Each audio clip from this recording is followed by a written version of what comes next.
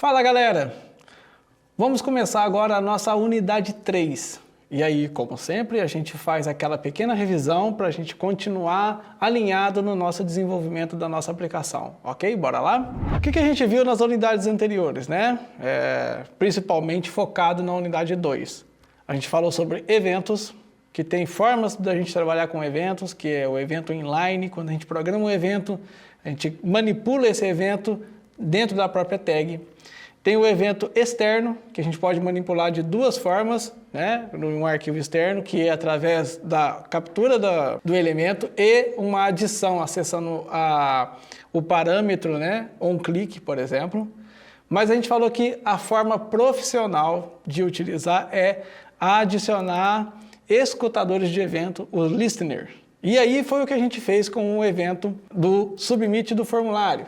Então a gente adicionou, capturou o elemento formulário, adicionou a ele um escutador de evento para o evento submit, e quando esse evento acontecer, ele vai executar esse bloco de código que a gente programou dentro dessa função que a gente está passando como parâmetro, né, para o add event listener, ok?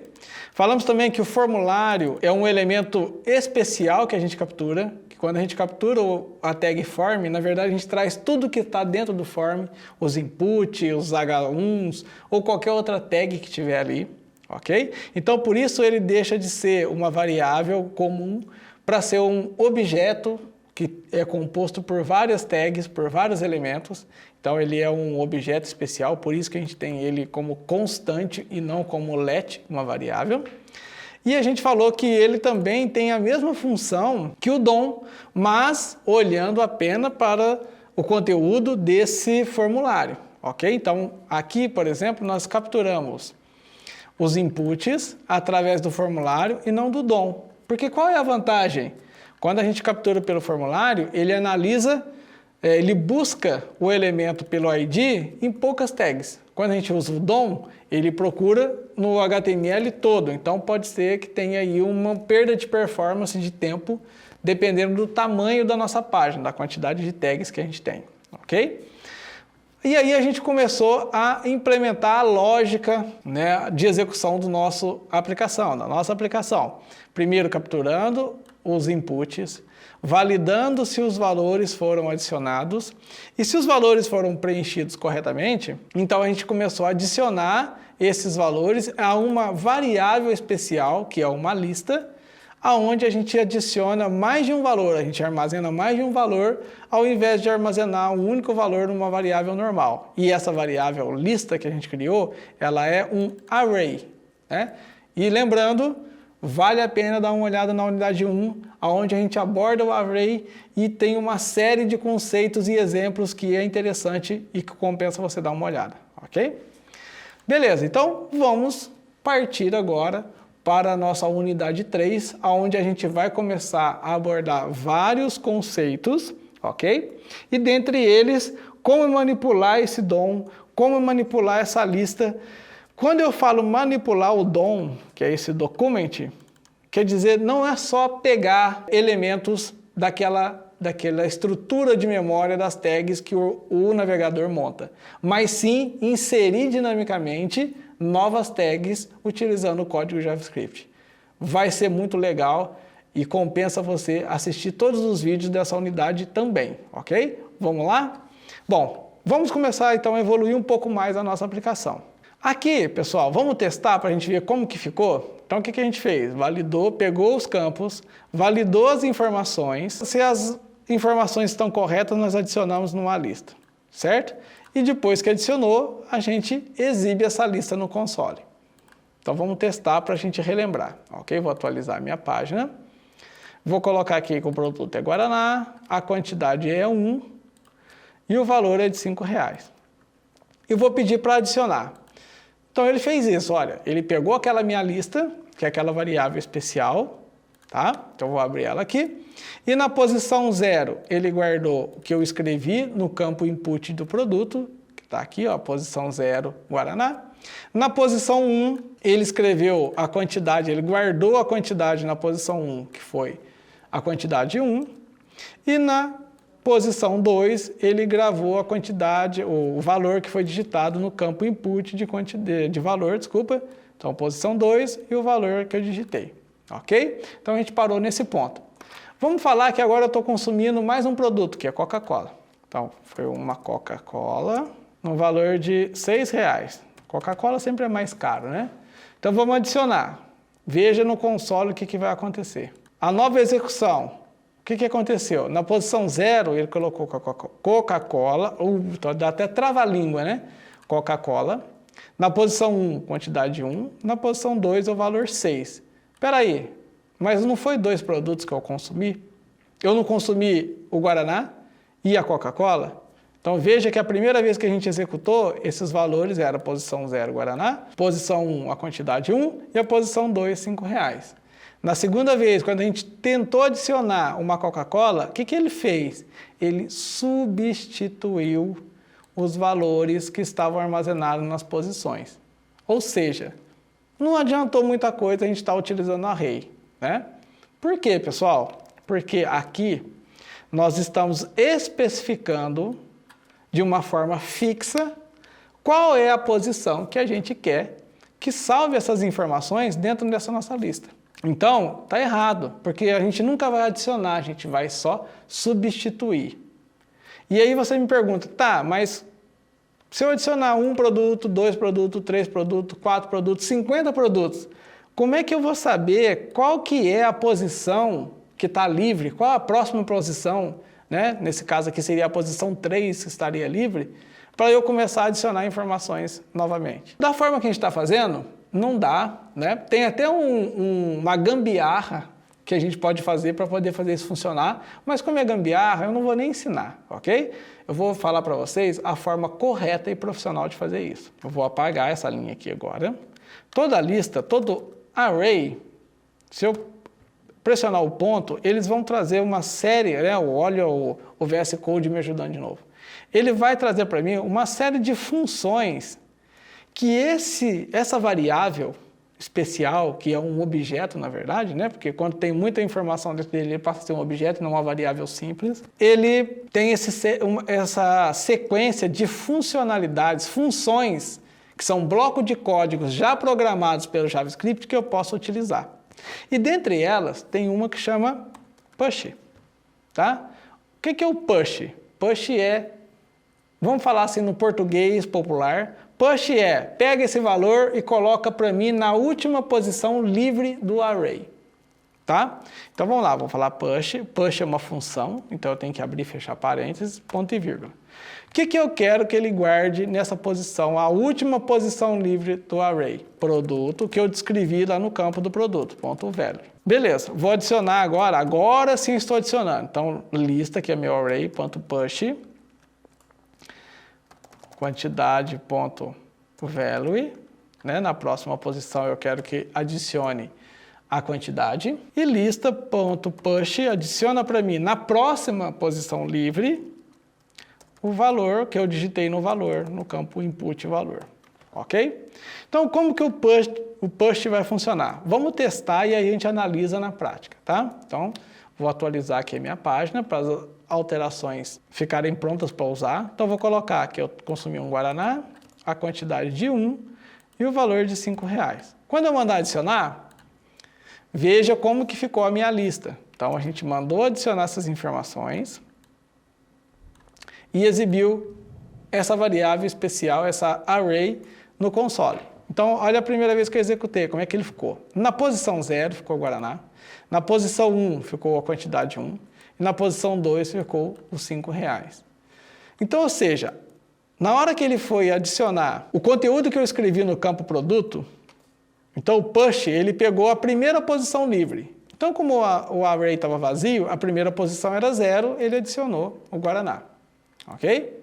Depois, eu falei na próxima linha, 28, lista push, quantidade.value, ou seja, pega o que eu digitei no campo quantidade e adiciona na próxima posição livre do meu array lista.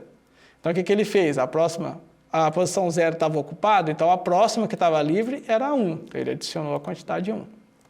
Beleza, na próxima linha, eu mandei ele adicionar o que eu digitei no campo valor na última posição que estiver livre da minha lista, ou na próxima posição que estiver livre da minha lista. Então, o que ele fez? Na posição 2, porque a 0 e a 1 estavam ocupadas. Então, a próxima livre era 2.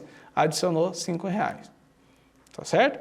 Agora, eu vou alterar isso aqui. Eu vou pôr Coca-Cola. Quantidade 1, o valor de R$6. Quando eu mandar adicionar, ele vai adicionar Coca-Cola na próxima posição livre. Então, qual é a próxima posição livre? A 3, porque a 2 já está ocupada. Depois, ele vai adicionar 1 na próxima posição livre, que vai ser a 4, porque a 3 já tem Coca-Cola.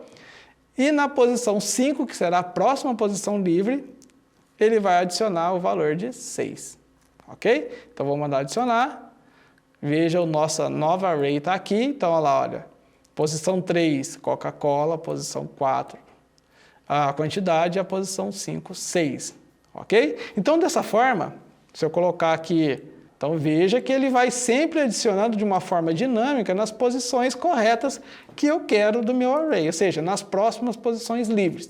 Com isso, a gente resolveu um problema, tá certo? Então, a gente está posicionando aqui de forma dinâmica, sempre na próxima posição livre do array, ok? Beleza, resolvemos um problema, mas vamos começar a analisar que a forma que a gente está fazendo ainda não está correta. Por quê?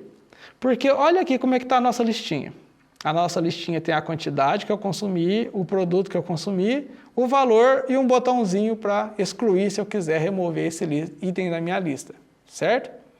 E como que está sendo adicionado no array? Está adicionando na posição 0 o Guaraná, na posição 1 a quantidade e na posição 2 o valor. Ou seja, um item que eu consumo, ele ocupa 3 posições da minha lista. E está errado, não está? Por quê? Porque o item da minha lista que foi consumido, ele tem a quantidade, o valor e o produto.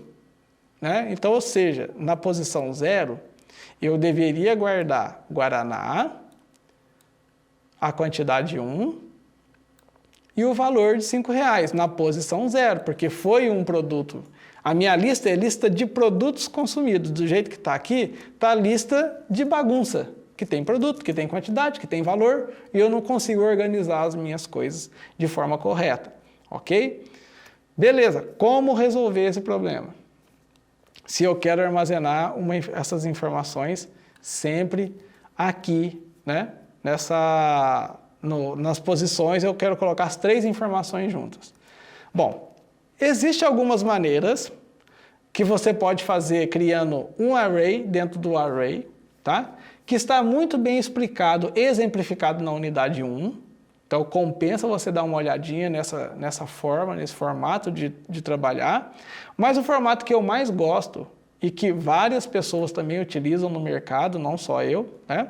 Isso aí é uma prática de mercado, é criar um objeto, guardar esses dados dentro desse objeto e aí depois adicionar o objeto na lista. Nossa, Tiago, agora você falou grego. Né? Calma lá, pessoal.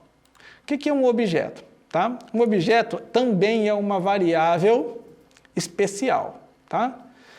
É uma variável especial onde eu posso guardar informações diferentes, mas que tenham a ver entre elas. Por exemplo, eu vou criar aqui, que eu acho que escrevendo e programando é mais fácil. Então, let item, eu vou chamar isso de item, um item da minha lista que eu consumi, tá? Então, ela vai chamar item. E aí, uma variável é muito semelhante com um array. Só que a diferença é que ao invés de eu abrir e fechar colchetes, para dizer que isso aqui é um array, eu abro e fecho chaves, para indicar que isso daqui é um objeto, ok? Primeira observação, para criar um objeto, que é uma variável especial, onde eu vou guardar mais de uma informação, eu abro e fecho chaves, tá certo? Bom, e aí, como que eu guardo valores dentro desse objeto? Da mesma forma que eu fiz com o array, push? Não. Tá? Por quê? Porque o array é um objeto, é uma lista que é dinâmica. Eu posso inserir dados lá dentro de forma dinâmica. Quanta quantidade que eu precisar, sempre na última posição livre. Tá? Agora, um objeto, eu tenho que especificar o seguinte, olha, o que eu quero armazenar dentro desse objeto? Então, ele não é tão dinâmico assim, eu tenho que fixar os dados que vão ser guardados aqui dentro.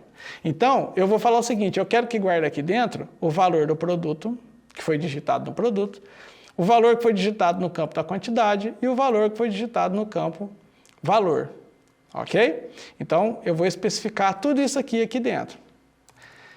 Aí, eu posso fazer o seguinte, de uma forma de sintaxe para ficar mais simples, eu posso quebrar a linha e aqui dentro eu falo como que eu quero armazenar. Pessoal, isso daqui, ele funciona um pouquinho parecido com o CSS. Olha o CSS. Eu tenho aqui, ó, essa formatação, onde eu tenho a chave, ou seja, é a propriedade que vai pintar, que vai contornar, que vai fazer alguma coisa, e o valor dela, 2 pontos, valor. Então, ou seja, para a chave border, 2 pontos, eu quero que guarde um pixel solid blue. Então, eu tenho que ter uma chave e um valor, que eu quero guardar dentro dessa chave, nesse objeto aqui. No JavaScript, é muito semelhante. Eu tenho o objeto, que é chamado de item, e aqui eu vou guardar a informação. Para cada informação que eu guardar, eu tenho que ter uma chave para ela. Então, por exemplo, se eu vou guardar produto.value, que é o que o cara digitou lá no campo, então eu tenho que criar uma chave que tem a ver com o contexto, né? Que tem a ver com o produto que estão digitando. Então, eu vou colocar aqui, ó, produto é o nome da minha chave e ponto, 2 pontos. O que eu vou guardar? Vou guardar dentro dessa chave, produto, ou dentro desse atributo, ou dentro dessa variável que faz parte do item, tá? Nomes diferentes, a mesma coisa, tá? Então, produto, 2 pontos, eu quero guardar aqui dentro o campo produto.value, tá? Se ficar muito difícil para você entender produto, eu posso fazer diferente. Aqui dentro, ó, eu vou criar uma chave, uma variável chamada prod. E dentro dessa chave prod, 2 pontos, eu vou guardar o conteúdo que está aqui, ó, produto.value. Vamos continuar. Vírgula. Qual que é o próximo que eu vou armazenar? A quantidade. Então, eu vou pôr aqui, ó, quanti, 2 pontos, quantidade.value. Ou seja, guarde o conteúdo que foi digitado no input quantidade dentro dessa chave quantidade que está dentro do objeto item, ok? E por último, eu quero guardar na chave val, na variável val, que faz parte aqui do item, o conteúdo que eu digitei no campo valor, campo input.value, ok? Como é o última variável ou o último parâmetro ou a última chave desse meu objeto, que são tudo sinônimos, eu não preciso colocar ponto e vírgula, mas se eu colocar também não dá erro, tá? Mas eu prefiro deixar sem. Salvei. Agora vamos ver no console, como que é organizado isso dentro do meu objeto item, né, da minha variável item, tá? Vou atualizar a minha página. Então, aqui eu vou colocar Guaraná, quantidade de 1, valor de R$5. Quando eu mandar adicionar, olha só como que ficou o meu objeto, ó. Né? Aqui embaixo é a minha lista, esquece dela por enquanto. Então, olha como ficou o meu objeto organizado. Então, o meu objeto, item, que eu criei, né, que é esse objeto aqui que a gente pediu para exibir, essa variável especial, ela tem uma chave, uma variável dentro dela, que é chamada de prod, e que guarda a informação que eu digitei no campo produto.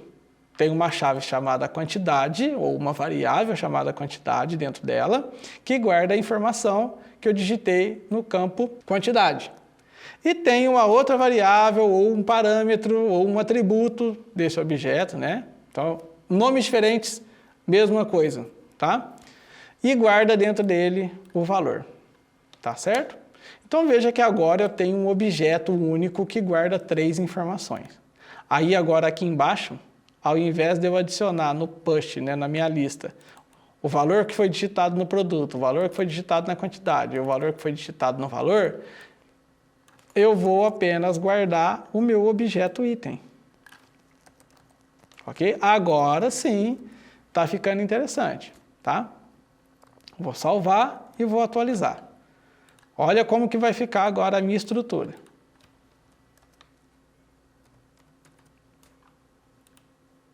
Veja que eu tenho aqui o objeto e eu tenho a minha lista. Então, se eu abrir a minha lista, na posição 0, eu tenho o meu item, que é o produto Guaraná, na quantidade 1, no valor 5. Vamos colocar uma Coca-Cola? R$6. E vamos adicionar. Olha agora como ficou a minha lista. Na posição 0, eu tenho um item que eu consumi, que é o Guaraná, quantidade 1, valor 5. No item 1, isso estava no item 0. No item 1, eu tenho o produto Coca-Cola, a quantidade que eu consumi foi 1 e o valor 6. Então, olha que agora eu estou começando a estruturar melhor as informações dentro do meu código para que eu possa trabalhar da melhor forma possível e da forma otimizada e da forma que é recomendada para você trabalhar profissionalmente, tá? Boas práticas que a gente está vendo. Então, agora nessa aula você aprendeu como trabalhar com array de uma forma dinâmica e também armazenar informações dentro de um objeto. O que é um objeto, né? Que a gente cria para poder agrupar informações que têm o mesmo contexto, tá? Então, por exemplo, eu não iria colocar aqui uma informação que não tem nada a ver com o item que eu estou consumindo. Por exemplo, o endereço.